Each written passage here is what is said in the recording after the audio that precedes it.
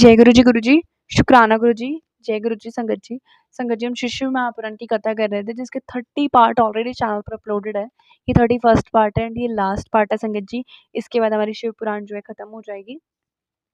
तो एक बारी हम गुरु जी के मंत्र जाप के साथ स्टार्ट कर लेते हैं आज। ओम नमः शिवाय, शिव जी सदा सहाय। ओम नमः शिवाय, गुरु जी सदा सहाय। जय गुरु जी। दीक्षा विधि। श्री कृष्ण बोले, हे महर्षि, अब आप हमें उत्तम शिव संस्कारों का सविस्तार सुनाइए। उपमन्यु बोले, हे भगवान श्री कृष्ण, 6 मार्ग शुद्ध कर लेने को संस्कार कहते हैं, जिससे ज्ञान प्राप्त हो और पाप बंधन विनाश हो, वह संस्कार दीक्षा कहा जाता है। यह दीक्षा 3 प्रकार की होती है, संभावी शक्ति एवं मातृ। संभावी दीक्षा गुरु दर्शन, स्पर्श, भाषण आदि से पाप विमोचन कही गई है।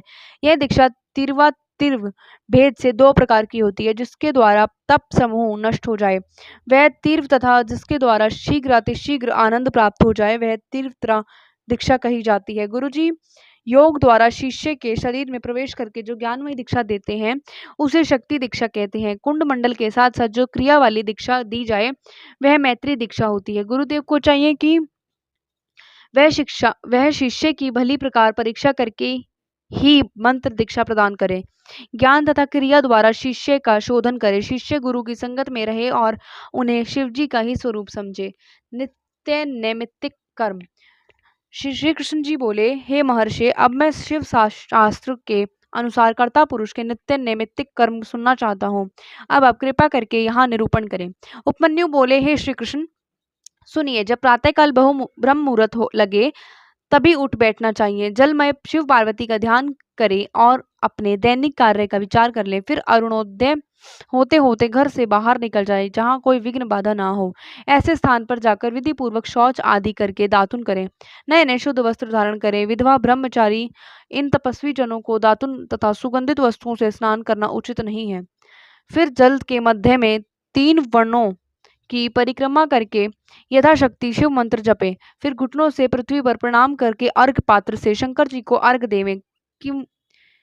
किंवा मूल विद्या द्वारा मिले मिले जल से अर्घ दें।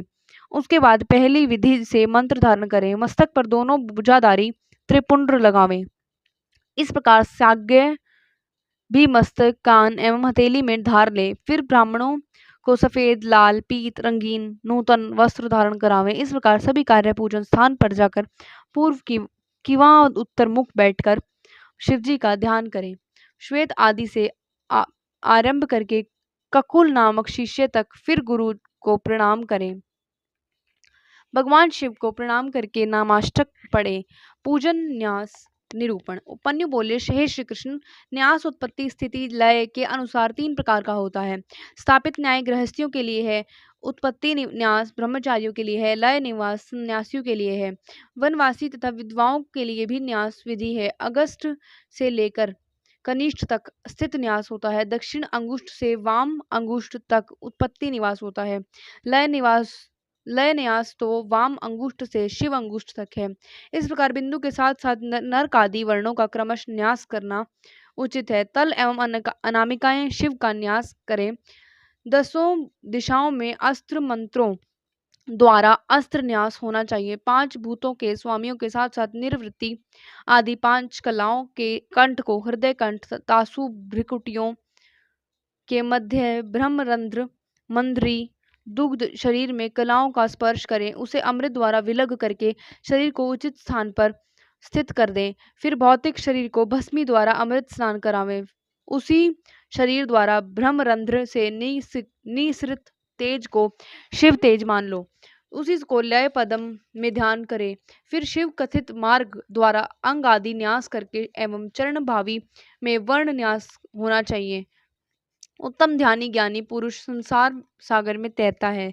ध्यान ज्ञान द्वारा आनंद मोक्ष मिलता है। सांगोपांग पूजन विधि।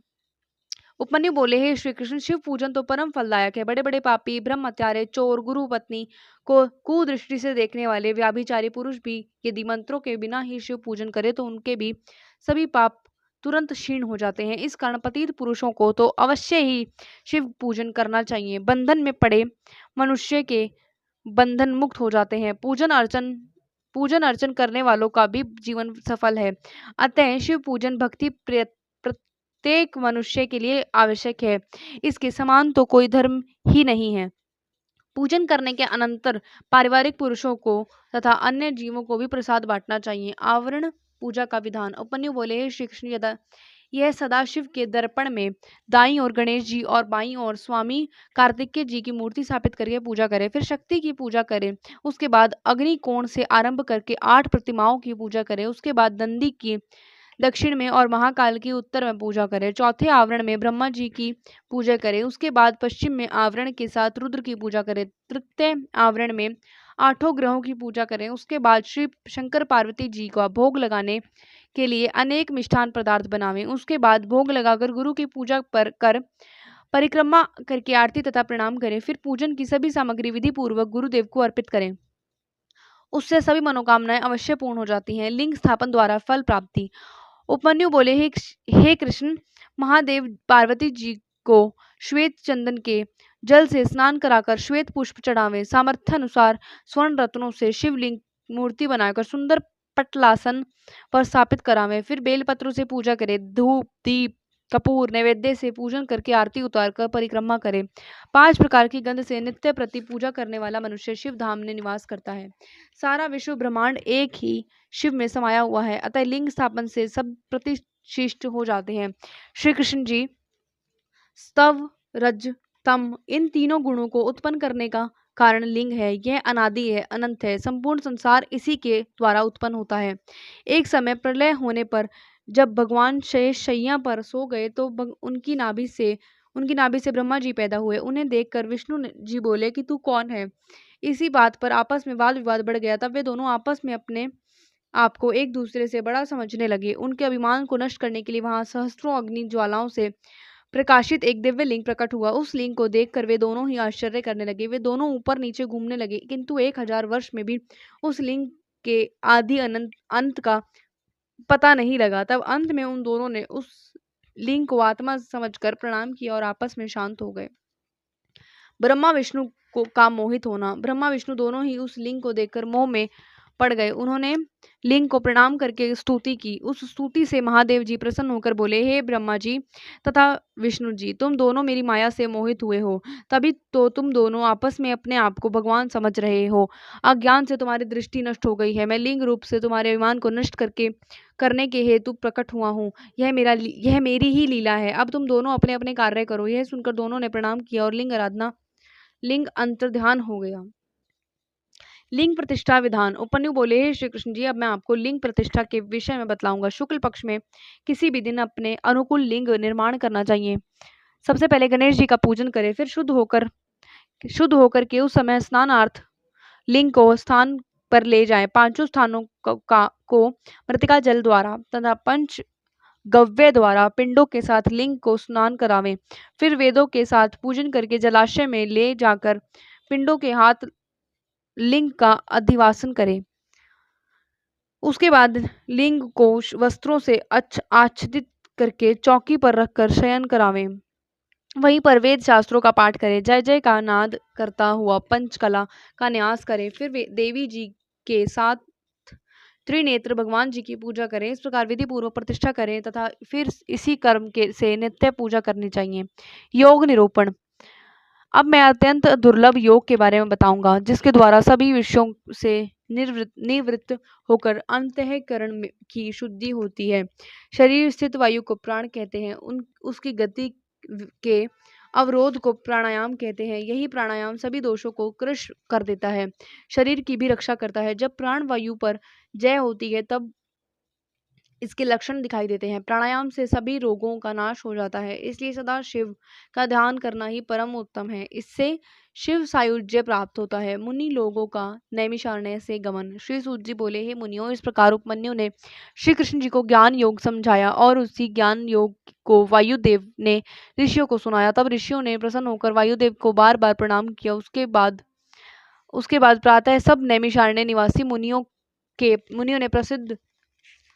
ने प्रसिद्ध सरस्वती नदी में स्नान किया और संध्या पितृ तर्पण करके ब्रह्मा जी के पूर्वोक्त कथन को स्मरण करके वहीं से काशी धाम को चले गए। वहीं पहुंचकर उन्होंने भागीरथी पवित्र गंगा जी का दर्शन किया तथा विश्वनाथ जी का दर्शन पूजन आदि किया, जिससे उनको आनंद की प्राप्ति हुई। तब उन्होंने वहां एक तेज प्रकाश देखा जिनमें असंख्य पाशु व्रतधारी मुनि थे और वे देखते देखते जल में विलीन हो गए। इसी प्रकार तेज देखकर सभी ऋषि आश्चर्य करने लगे और वहां से जल्दी ही ब्रह्मा जी के दर्शन करने के लिए ब्रह्मलोक में गए। तब ब्रह्मा जी ने उन्हें सुमेरु पर्वत पर संत कुमार जी को ज्ञान का उपदेश देने के लिए भेज दिया।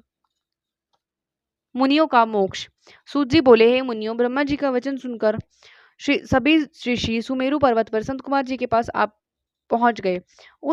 उस पर्वत पर एक सुंदर सरोवर के किनारे संत कुमार जी मृगशाला बिछाकर अखंड समाधि में लीन होकर तपस्या में संलग्न थे। मुनियों ने वहां जाकर दर्शन किए और प्रणाम करके वहीं बैठ गए।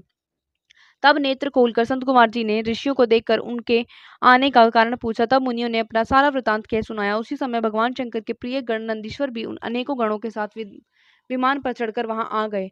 उनका दर्शन करके सभी तपस्वी ऋषि योगी जनों के साथ संत कुमार जी ने उन्हें प्रणाम किया। तब नंदीश्वर ने अपनी कृपा दृष्टि से सभी नैमिषारण्य मुनियों को देखकर मुक्ति दिलाई तथा शिव जी के दिव्य ज्ञान का उपदेश दिया। हे मुनियों, यह परम वेद संत कुमार जी ने व्यास जी को सुनाया था। फिर वेद व्यास जी ने यही परम ज्ञान मुझे दिया। अब मैंने आप लोगों को सुनाया है। यह शिव पुराण सर्वोत्तम पुराण है।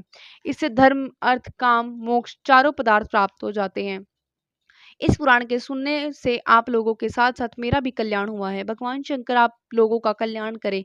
इस प्रकार कहकर सूत जी वहां से चले गए। फिर सभी ऋषियों ने प्रयाग में जाकर अपना महान योग पूर्ण किया। फिर देखा कि पाप बढ़ते जा रहे हैं, कलयुग आ रहा है, तो वह यह देखकर काशी धाम में चले गए। वहां पाशुपाश से मुक्ति की कामना द्वारा पाशु व्रत धारण किए, जिससे उन्हें सिद्धि प्राप्त हुई।